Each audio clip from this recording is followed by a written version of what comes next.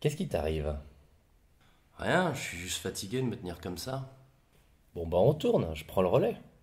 C'est vrai? Mais oui.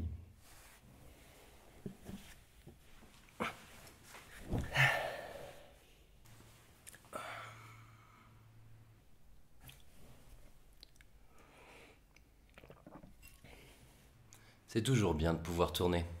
Je peux rester là. N'exagère pas.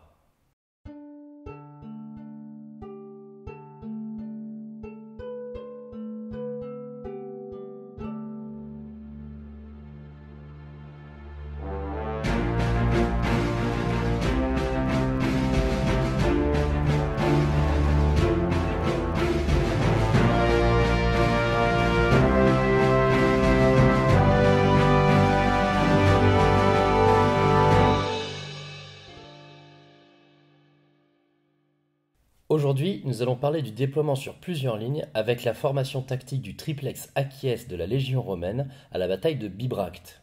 Elle a opposé plusieurs tribus celtes, surtout les Helvètes et les Boïens, à 6 légions romaines commandées par Jules César et aidées par les Celtes éduins.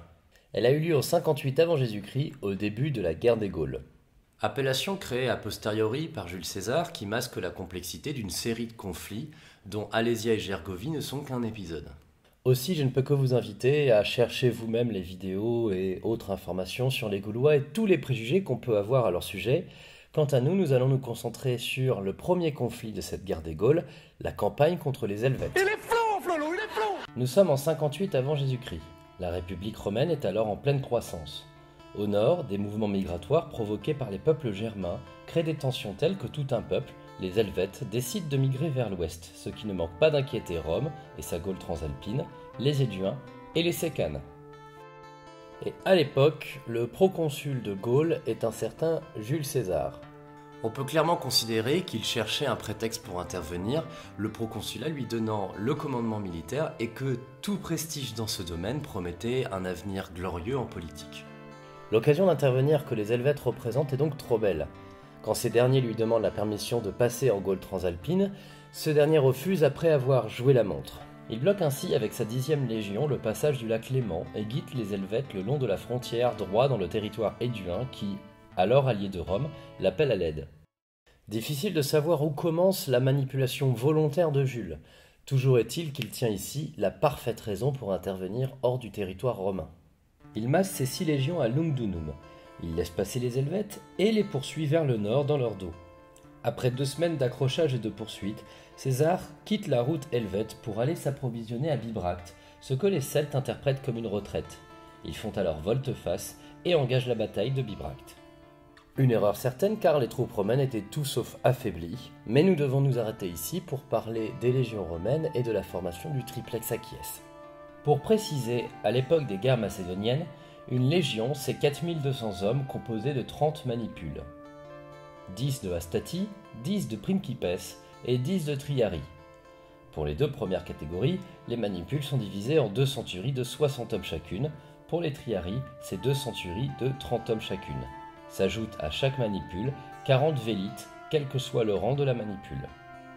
Pour tout préciser, les Hastati et les Principes sont les soldats classiques. Pilum, leur petit javelot de lancer, glaive, bouclier et parfois une lance, la hasta.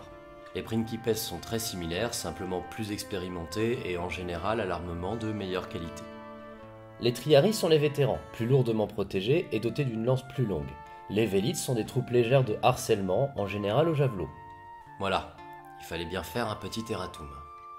À l'époque de Jules César, la Légion est différente car a été réformée par Marius. Elle compte alors 6000 hommes répartis en 10 cohortes, un nouvel échelon, qui compte chacune 600 hommes.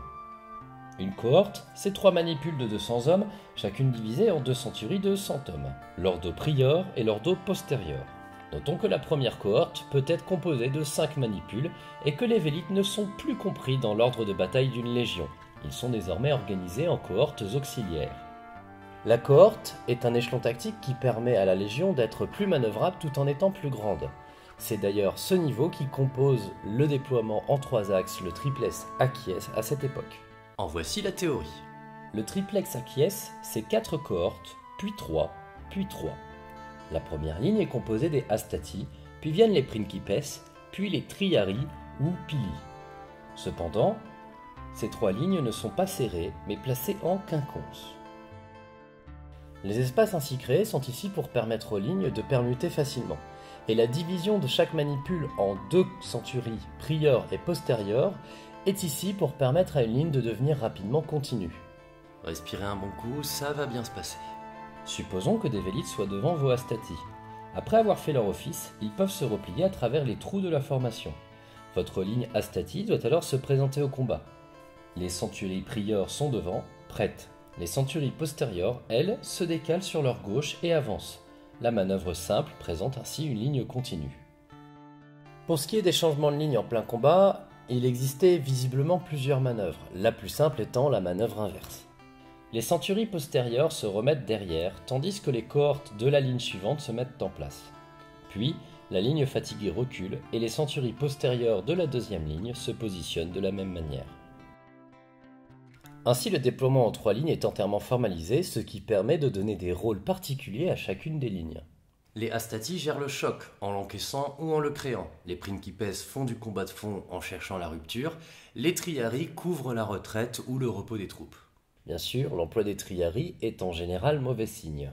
Une expression existait d'ailleurs à ce sujet, ad triarios rediisse, tomber sur les triarii, qui signifiait être dans une situation désastreuse. Mais reste que ces triarii sont un parfait rempart contre la fuite générale. Le déploiement sur plusieurs lignes apporte ainsi une stabilité et permet aux troupes de ne pas être continuellement au contact du combat.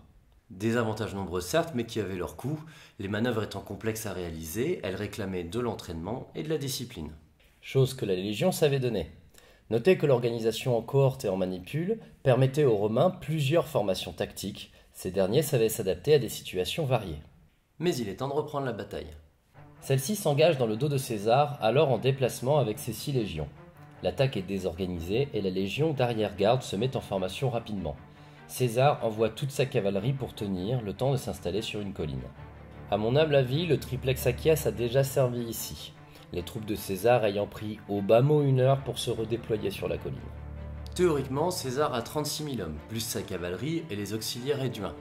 Les Helvètes, eux, sont entre 50 et 92 000 hommes. Toujours est-il que les Romains déploient 4 légions en triplex Achies et gardent les 2 plus jeunes légions en réserve. Une fois en place, avec le retour de son arrière-garde, César lance sa cavalerie qui est repoussée. S'engage alors le combat avec les Astati qui ne manquent pas de jeter leur pilum.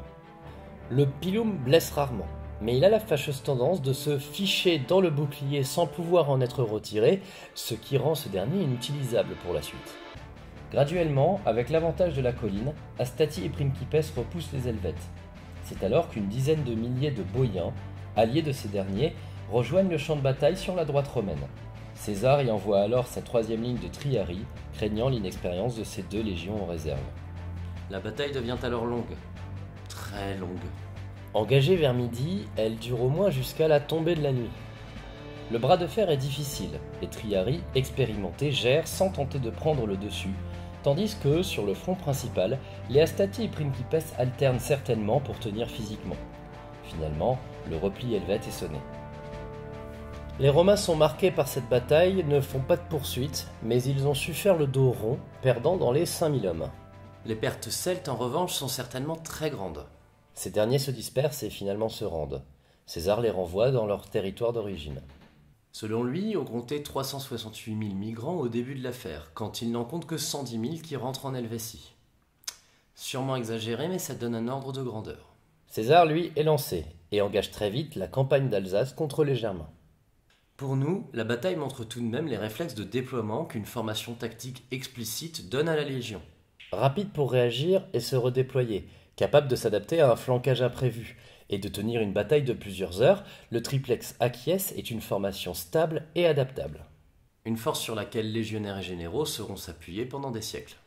Pour ce qui est de comprendre pourquoi les Helvètes n'ont pas insisté avec leur surnombre, il faut bien voir que leur charge compacte fait que toute troupe en arrière est désorganisée par le repli des troupes au contact.